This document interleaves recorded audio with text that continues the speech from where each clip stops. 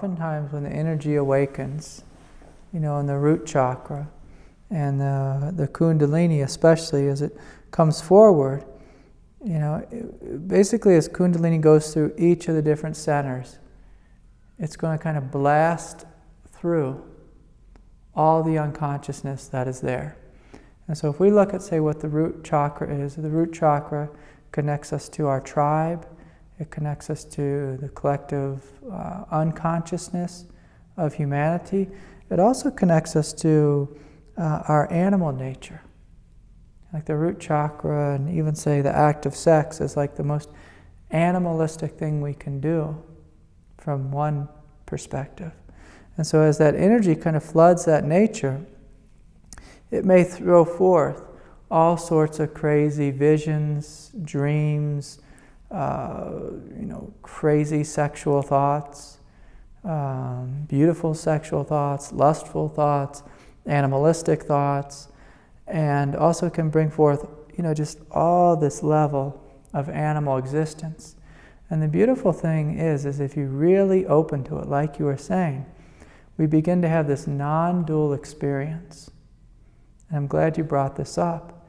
The non-dual experience is as you sit with it and see it from the lens of the energy, from the lens of the Kundalini. Kundalini is not judging anything. It's just shining its light through the darkness. And some of the darkness, because the Kundalini is so bright, it's burning it up, it's transforming it, it's healing it. But simultaneously, if you really feel into the energy itself, you'll notice that there's a non-dual aspect to it, where you begin to feel that oneness that you were describing with all of life. So there's no judgment there. If your mind starts judging some of the things that the Kundalini is cleaning out of us, is emptying out of us, is purifying out of us, well, it's just your mind telling you, hey, there's some ego here, and the ego is judging right now. Now, of course, you don't want to judge the judging or start fighting with your ego, but just a gentle invitation is can you take a step back out of ego into this movement of Kundalini and see life from this perspective of oneness. If you do that, then the Kundalini can just do its job and empty these things out of us. But most people get really confused by this process. So the Kundalini will go through each of the chakra centers. So if you move up, say, into the second chakra or the third chakra, oftentimes people have issues with power or anger. And so they'll have angry visions, and if they start believing their visions, oh my God, I'm afraid of my own anger, I'm afraid of my power, I'm afraid that I'm going to go crazy or whatever it is.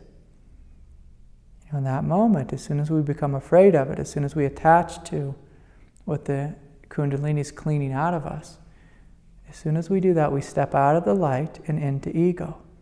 But if we just stay in the light and allow the light, in a sense, to almost explode fireworks out of us, and don't become fearful of the explosions, what we see is that the Kundalini is just emptying out the past. It's emptying out that which doesn't serve us. And it's also illuminating the different chakra centers.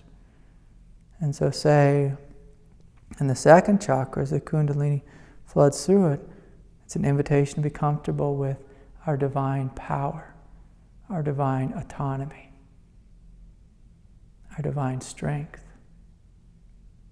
As we come into our heart, it's an opportunity for us to step into the hugeness of our love, the hugeness of our compassion. And by our, I mean God's showing up in us as us. And we begin to experience this very non-personal love, this very non-personal unification with all of life. But what happens with most people is, the energy floods the chakra center, say the heart. Oh, there's all kinds of childhood pains in our heart that have been stored there in our emotional heart. Kundalini comes through the heart, flooding the heart, and also it begins, illuminating all the pain, all the darkness which we've held. And most people unconsciously, as soon as they see the darkness, they clench their throat, they clench their heart, they shut down, they say, holy shit, this is too much. They say, oh my God, I'm so afraid of these feelings. But it takes someone, like you, who is humble, who is open, who's willing to feel the pain there, because that's all it wants. It just wants to be felt, and then it can naturally unravel, naturally release. But if we get involved with the story and say, that shouldn't have happened, my father shouldn't have treated me that way, that was unfair, and we start repeating the story, what we find is our mind has come forward and has stopped the process, or is trying to stop the process. Because really what happens is, once this energy awakens within us, there's no stopping this internal clearing. There's no stopping this internal brilliance. And so again, it's that willingness to have faith in the process, to have faith that this process is good, and to have faith that, oh, I'm just being cleaned up. It's like going through a car wash. But the car wash, it's like there's the hose of water is being blasted through us. And it's cleaning out all the chakra centers. And there's going to be dirt, there's going to be dust, there's going to be pain, there's going to be tears, there's going to be anxiety. And your job is just to stay with the peace, just to stay with the brilliance. When my teacher gave me this instruction, I told him he was crazy. I can't stay with the peace. There's so much darkness, so much pain, so much insanity that's, being emptied out of me. That's just being kicked up in a dirt storm. And he said, just trust and stay with the brilliance. Don't be confused by the darkness. It's just being cleared out. If you know that, and the process moves along quickly, smoothly. And by smoothly, I mean there may be tears, there may be sadness, there may be, in a sense it can even feel violent. But if we're having an experience which we think is violent, but we're sitting in God's lap, we can remain calm. The healing, the transformation can take place. If we feel as if the experience is violent and we choose to sit in the lap of our ego, we can spend a lot of time being confused, fighting with ourselves, fighting with the process, creating all kinds of extra hell and suffering for ourselves. And if you fall into that, it's not a moment for you to judge yourself. It's just a moment to say, oh yeah, whoops. I have to remember I'm in God's lap. And sometimes when I say this to people, they want to come and slap me. Because they say, this isn't God's lap. It's too crazy, it's too wild, it's too bright, it's too brilliant, it's too violent. But this is very much like the story of, in the Bhagavad Gita, when Arjuna asked Krishna, show me the true face of God. And Krishna was like, are you sure? And Arjuna said, yes, I want to see it. And when Krishna began to unveil himself and showed Arjuna the true face of God, he saw incredible brilliance, a blinding light. But he also saw hell worlds, pain, panic, terror, fear, confusion, darkness, rage, nuclear bombs exploding, all kinds of craziness. But see, this energy is awakening within you. And God's wanting to see himself, herself through you as you. And so we have to be willing to let go of ego and see the full picture in a non-dual way, a non-divided way. Which means we must be willing to feel everything and fear nothing, even if fear comes forward. And so it's a huge thing, and when I say we must be willing to, it's more of us letting go into something, rather than us, the ego, Craig or Jesse or whoever it is doing it. But it takes just that sincere trust of letting go into this. My teacher always said this to me. He said, it's unto God, not unto death. It's unto God. I was speaking with a woman today, and she said, I thought the energy was going to kill me. I thought my brain would turn to dust. It doesn't turn our brain to dust. But does it burn our unconsciousness out of us? Absolutely. Does it burn that which is petty out of us? Absolutely. Does it burn fear out of us? Absolutely. Does it burn terror out of us? Absolutely. Is that a comfortable experience? Hell no. It's incredibly painful and difficult. But it's unto God. It can be quite blissful as well, quite brilliant. The more we trust in the brilliance and let go into the brilliance, the greater this thing can wake up within us. The more we fear it, it just slows it down. So trust is your best friend. Faith is your best friend. But fear and resistance, I don't want to call it your enemy because it's to be expected and it's normal. But fear and resistance are just simply unhelpful. So even while fear is burning up within you, the invitation is just to trust that this process is good, it is divine, it is unto God, not unto death, not unto hell, unto God. You brought up this question of something about evil in regards to this, but the more you open to this energy, the more you discover that nothing is outside of God. That there is no such thing as evil. That it's all divine. Now there's different layers and levels of divinity from an evolutionary perspective. But as you open to this experience and allow this energy to move through you, what you'll begin to discover is that this energy burns judgment out of you. It burns division out of you.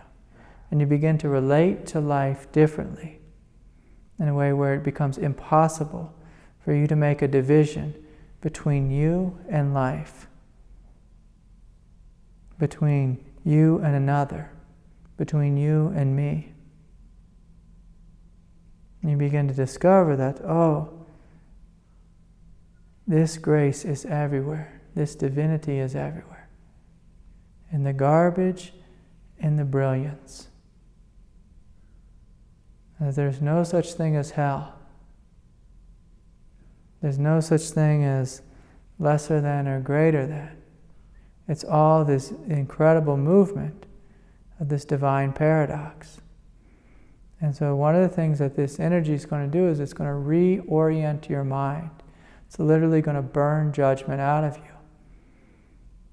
And so one of the ways it does that is it brings everything that's dark within us, it burns it up in the very light and spaciousness and heart of awareness.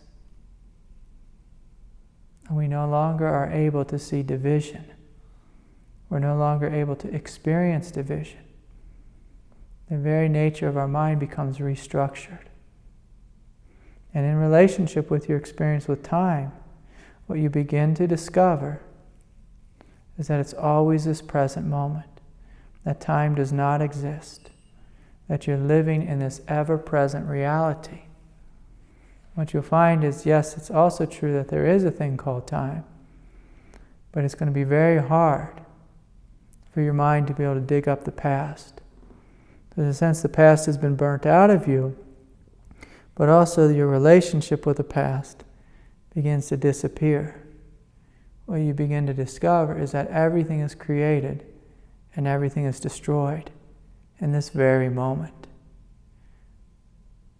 So your experience of the timeless, of the eternal, of the evolutionary begins to be this one great paradox. And so it will seem as if everything is happening just in this moment. Your memory will begin to fade, will begin to dissolve, begin to be burnt out of you. And your ability to project into the future, that too will begin to fall away. And there'll be a sense that there is only this. Because that's the truth. There is only this. You'll begin to relate to life in a different way. Not in a way that you're trying to relate to it in a different way. It will just happen. And I've told you this many times. My wife, my children, they get very upset with me. Because they say, you have no memory. And to me, that's a negative way of saying it. I could say it differently. Everything is this present moment. Everything is this moment. And so you live fully in the hugeness of this moment, the absoluteness of this moment. And you let go into this. You live your life from this place. You'll find great joy and great happiness in this freedom of being just here. And if you try to dig up the past, you may find it doesn't exist. If you try to project in the future, you may find yourself living in a limited worldview, one that is not true, one that is not in reality. You'll find yourself creating pain by going into the future and into the past. And what you'll notice is naturally, you just stay here. And there'll be an invitation just to surrender into this present moment. And in this present moment, you will naturally find Satchidananda. You'll find spaciousness, truth, bliss, peace, intelligence, all present simultaneously here in every single experience and non-experience. And so that's probably enough for right now. And so I invite you just to let go into that. And you see through your experience if what I'm saying is true.